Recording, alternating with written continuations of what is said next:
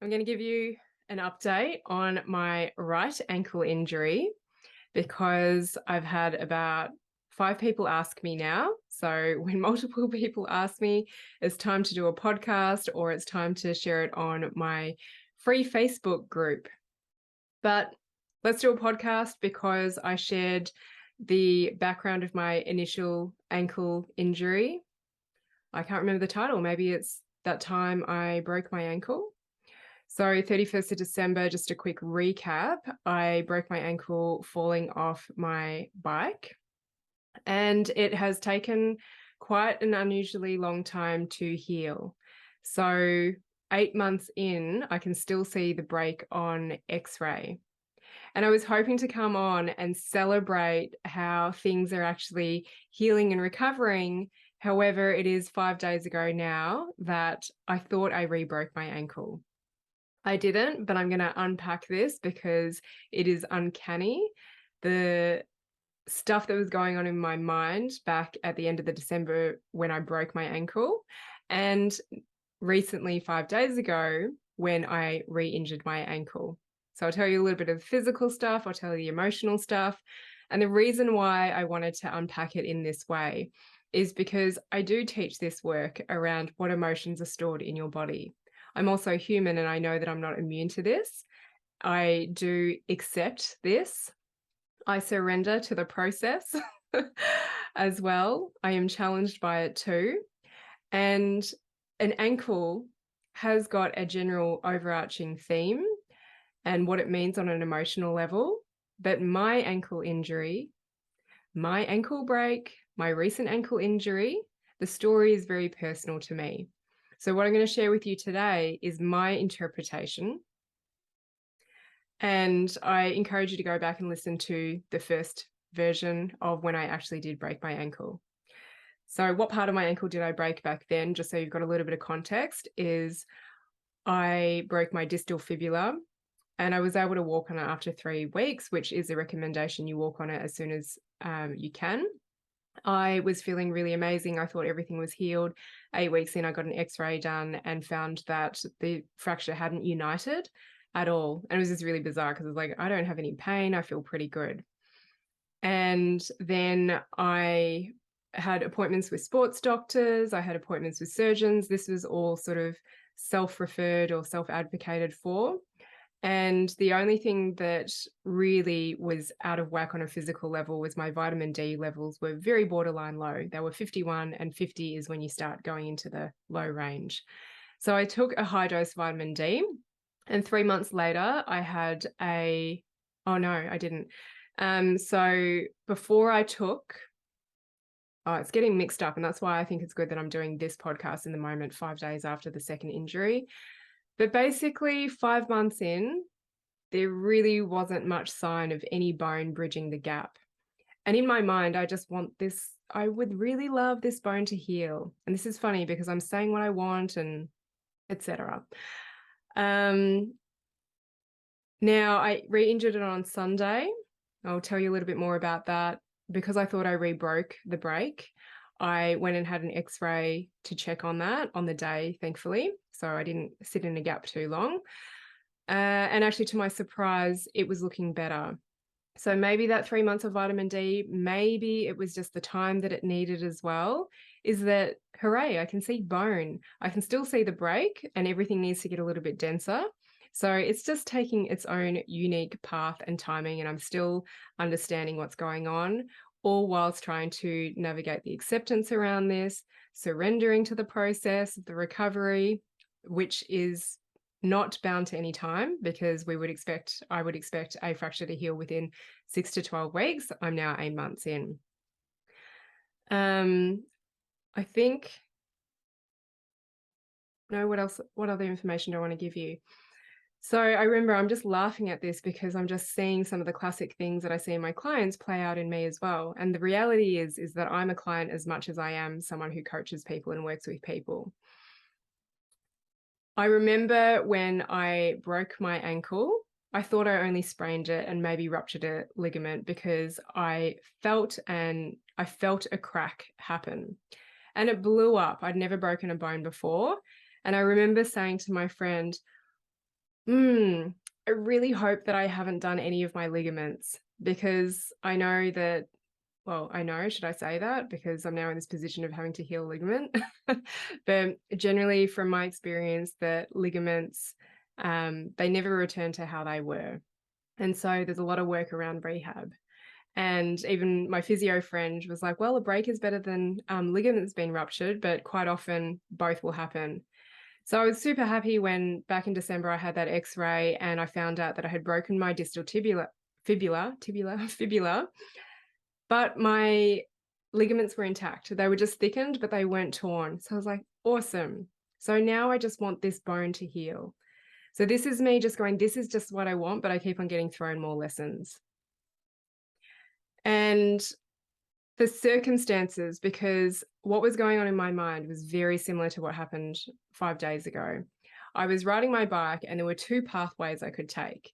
And I'm laughing at this because it's not just about the direction of which pathway, but I wanted to go down another way, but I decided to go this way. And that was my sign of you should have listened to your intuition. For those of you who aren't in tap with your intuition, it's often that you know that you should listen to it after you haven't listened to it. So it's been a while since I haven't listened to my intuition, but then I have been talking a lot about how things are layers deep. And of course, what is the metaphor of this whole thing around directions? Now, it only really makes sense to me now, and some of this stuff around directions is still very much in transition. So that's what was going on. And then I've been saying, well, for months, even though I've got this break, it's also the nature of where it is in the fibula. It's not a weight bearing joint. That's why I can walk, I can still horse ride, I can still do a bunch of stuff. I was saying the day before is like, yeah, it feels like it's 99% better. I don't have, and I haven't had much pain apart from the first few weeks or first few days around the ankle fracture site. But I just feel like my foot is different shape, like it's a little bit collapsed. My Birkenstocks don't fit as well. And I just get a slight feeling in my foot when I stand on it first thing in the morning. But for the most part, I'm functional. I wasn't a candidate for surgery, which was good. So then all of a sudden my mindset was, I just really want this bone to heal. And there are other people in my inbox saying, well, you know, it's true. Like, do you actually need to heal if you're functioning 99%? And all of a sudden, you know, you're focusing on it because you know it's broken. And that's the funny thing is like 8 weeks in, I thought this is fully healed. And it's like, it hasn't healed at all. So this is this funny dynamic of pain and concept and injury and what we plant in our mind and what we're told. So then I was like, I just want this bone to heal. And then 5 days ago, I was walking my horse down to the arena and there were two options that I could take. It's like, do I let her step over the tape or do I go through the water where it's gone down a little bit? And I was avoiding rabbit holes. And the thing is, I didn't trip on anything significant. I tripped in between the rabbit holes on flat ground and I rolled my ankle and I heard crack, crack. And instantly I felt sick. I felt faint like I did when I broke my ankle. I remember just saying, oh no, oh my gosh. Let me take a step back because this is where memories can get a little bit blurred. It was Father's Day. I decided I wanted to go out to my horse because she hadn't been ridden for 4 days. It was an incredibly windy day and she doesn't do so well when there's leaves blowing around. So I was like, do I take her down? Do I not? She should really do something because she hasn't been ridden or done anything for 4 days. Oh, I'll take her down. Before I even went off to the equestrian center, I have a pair of boots that's half a size bigger for me to put orthotics into, and I usually wear really thick socks. I'd been out and about during the day, I was wearing thin socks, and I was like, yeah, I can't be bothered putting thick socks on. But it went through my mind, I can't be bothered putting thick socks on. I'm just going to wear these thin ones. I know it's not ideal because it leaves more room in this boot. Anyway, so I take Tilly down to the arena. I didn't even make it to the arena. I just got outside of it and I had a choice, two directions. This is exactly what happened end of December last year when I broke my ankle. I had two paths that I could choose and I didn't choose the one that was the easier route for me. So big lesson learned, because this time I rolled my ankle. I've always rolled my ankles and never torn anything. And I heard crack, crack, felt sick in my body, felt faint, was like yelling expletives to myself. My horse has been very kind, and just felt sick. And I was there on my own. So I called Gav and I was like, oh, you've got to come and get me. I think I've broken my ankle again. That's instantly where my mind went, because the only place I could feel discomfort was over the old fracture site. And I couldn't walk on it. And I would usually just walk through a sprained ankle. Actually, I have had minor tears in my ankle before, but I've always just been able to walk on them. So went off to the medical center and I was like, I need crutches. I swear this is broken. And this is me like pulling on past experience. Thankfully I got an x-ray that day, and I was thinking about selling my moon boot, letting someone else use my fancy moon boot. Thank goodness I didn't, because I stuck it straight into the moon boot and hobbled off to the medical center. And thankfully, because it's ski season, the x-ray place was open. So I got put out of my misery and out of my head as to what was going on. I was like, I swear this is broken. It feels just as bad as it did. I heard the cracks and got the x-ray and was like, oh, the break is not broken again, which is amazing because it hasn't fully healed, but credit to the break being quite strong. And then I got booked in for an ultrasound, which would usually take 2 weeks, but I had it done 4 days later. I had it done yesterday. And I have partially torn or partially ruptured my anterior talofibular ligament. There's 3 ligaments to the ankle. It's really common to do the front one. And I've torn that one. I've got pain, which is a good thing, which means it hasn't completely torn. But I just hopefully can make sense of this. Like at first I was like, I hope I haven't snapped any ligaments with the last one or torn any ligaments. It'll be better if it's a break. Now I just want this break to heal. But now I've been given this sprained ankle and a torn ligament. And I was like, why is this so painful? Because I've treated people before with ligament tears of this level, but why was I like, this feels like it's broken? So of course I've unpacked a lot of the physical stuff. I'm looking into the emotional stuff as well. And yeah, thank goodness it's a ligament, but then it's a ligament. And I've still got this break that needs to heal. Needs to heal, doesn't need to heal. I don't know. Like I would desire it to heal is what I would say. And I've got this ligament, and all of a sudden I needed to reach out to my friend. I reached out to my friend Emma, who's a physio, and I was like, what's your recommendation for this?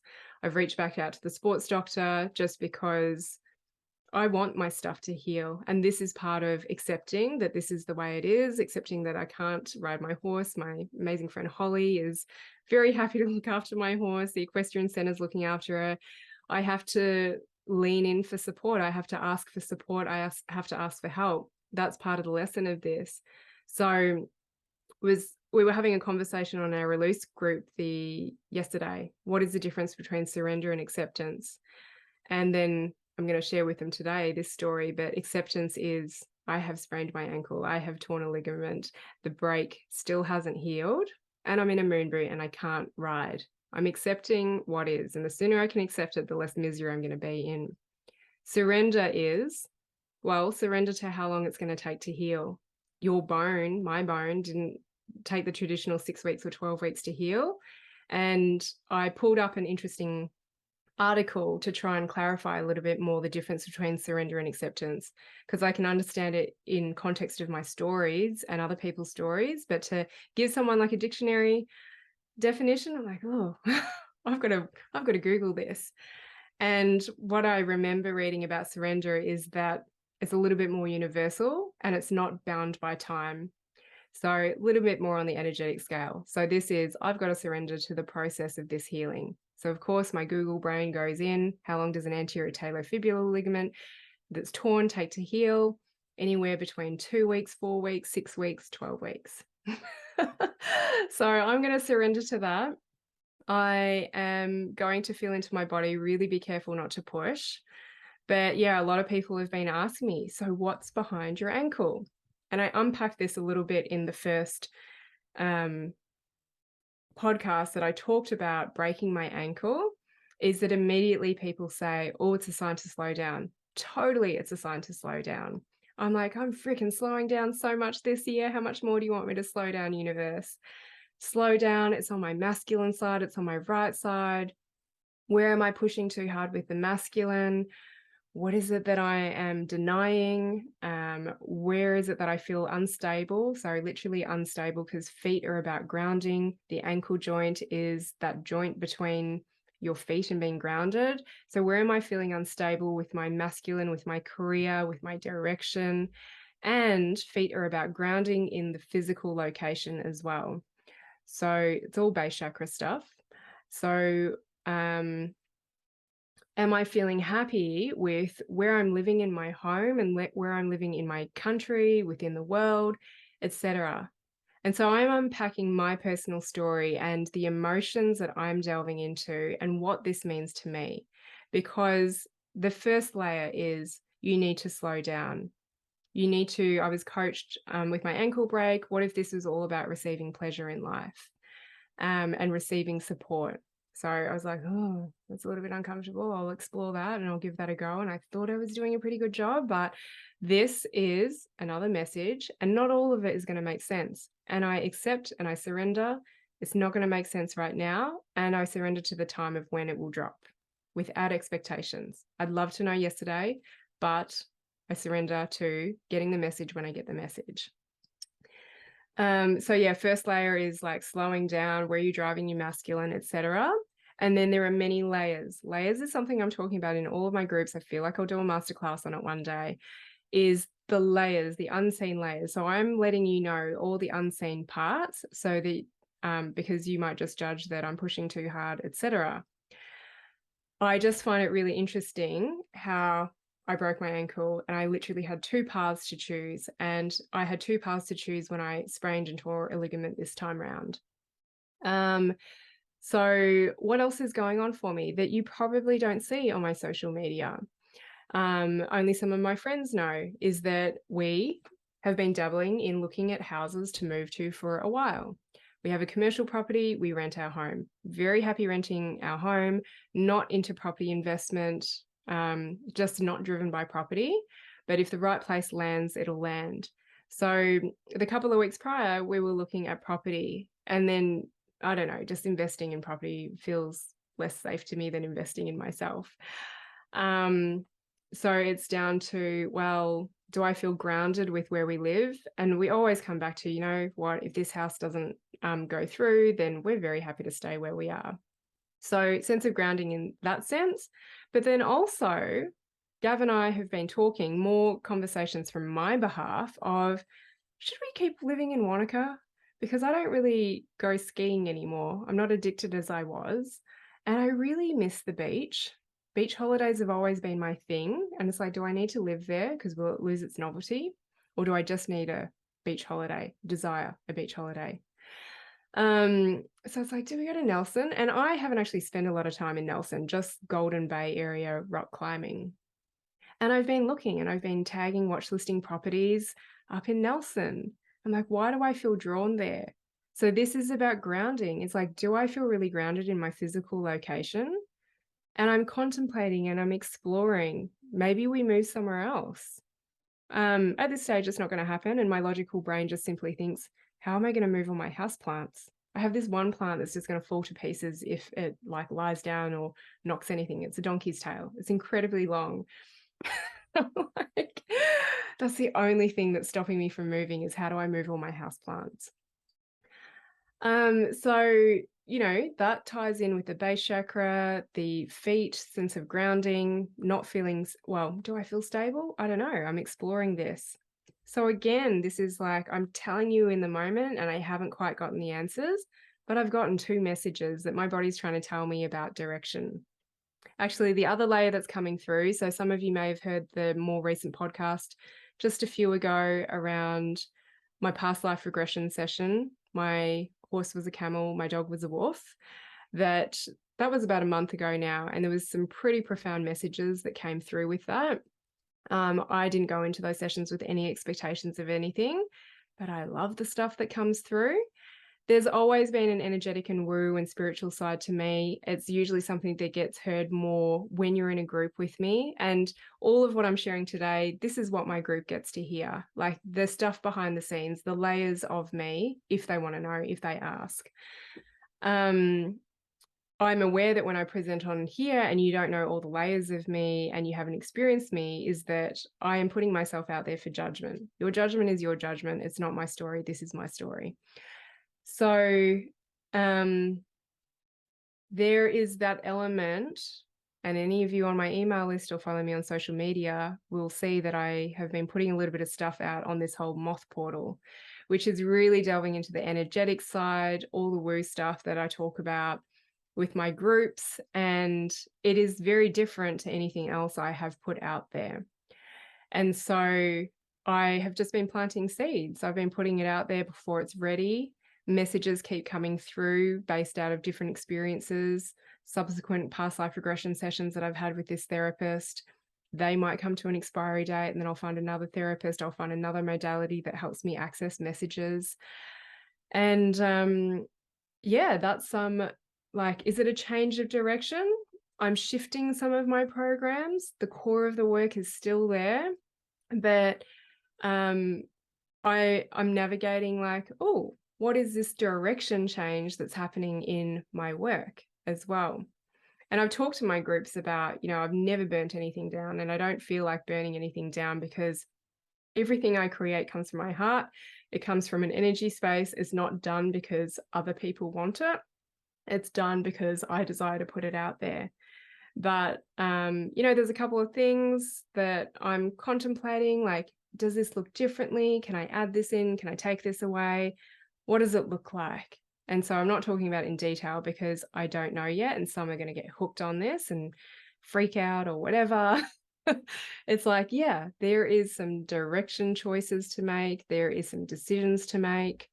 On top of that, actually, I've been getting really sore elbows, and physically I can blame it on picking up horse poo, and all sorts of things. So I'm also grateful for this break and my friend Holly, who's picking up all the horse poo, sometimes Gav, but mainly Holly now.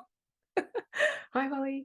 I'm grateful for this break so that my elbows get this break as well. But it's not just physical. Elbows are about decisions. It's about decisiveness. And these are the things that I'm currently working through, but I'm very much surrendering to the process of, I'm aware of this. I'm aware of you, sore elbows, ankle injury, and I am wanting to work with the messages that you're giving to me. And I'm very aware that some of them may not land for a very long time, but I'm not ignoring it. I'm not just blaming it on the physical, because the ankle, and it's possible. It is a thing that some fractures, 5% of fractures, don't heal. They're non-united. But they also often say that after 6 months, that's probably all the healing it's going to do. I saw such a difference from 5 months to the 8-month x-ray, and there is bone growing in there. I'm using a bone stimulator. I'm doing quite a few things. And now I'm just very wary of, I just want this ligament to heal because there's always layers. There's something else that is going to come up.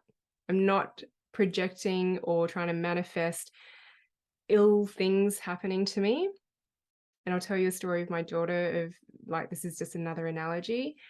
But yeah, it's like, I just want this ligament to heal now. So on a practical level, I'm in a boot. The advice is varying, but it's a significant tear. I am mobilizing it a little bit, but I am in a boot. I can walk in the boot. And I want to give it a good environment to stitch back together with scar tissue, and then I'm going to mobilize it, etc.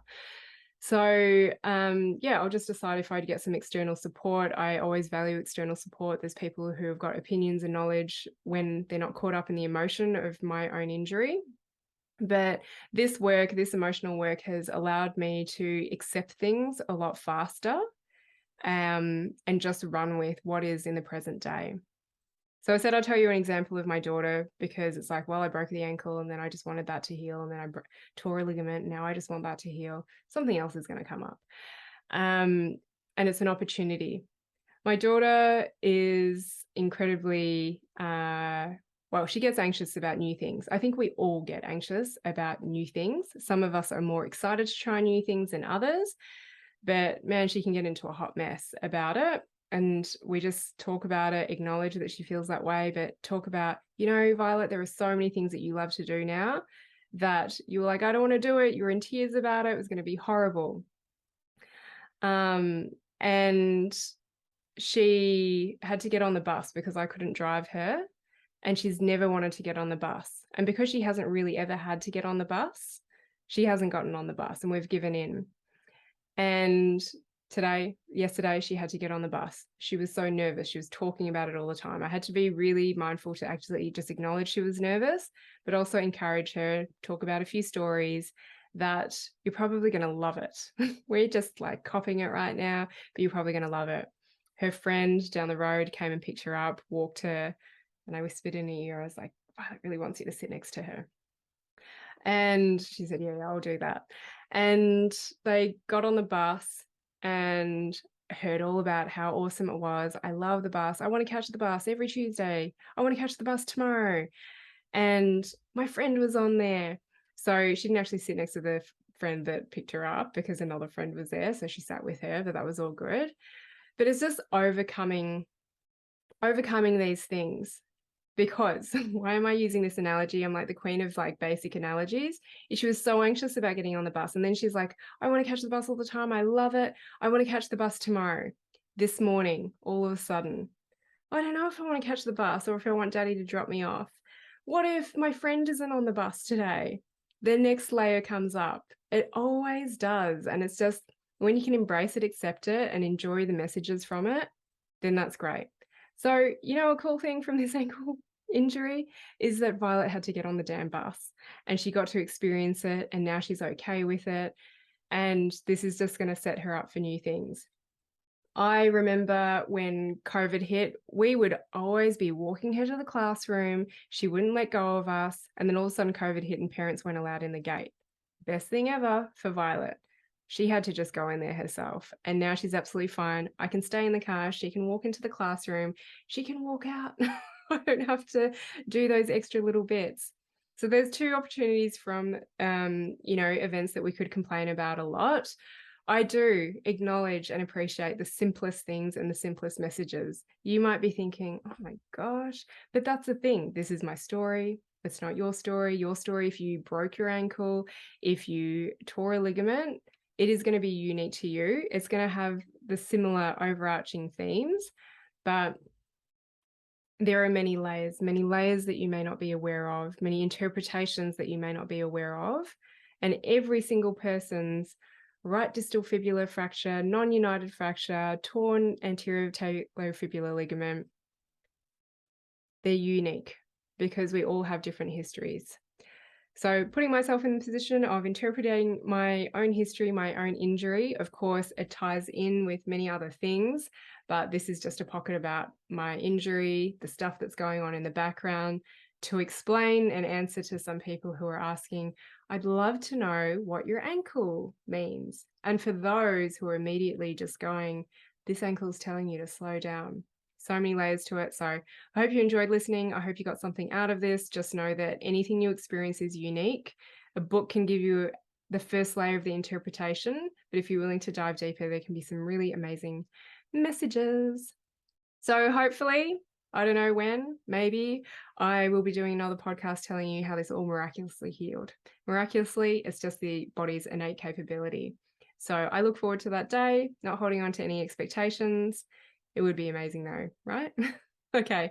Have a good day wherever you are listening in from.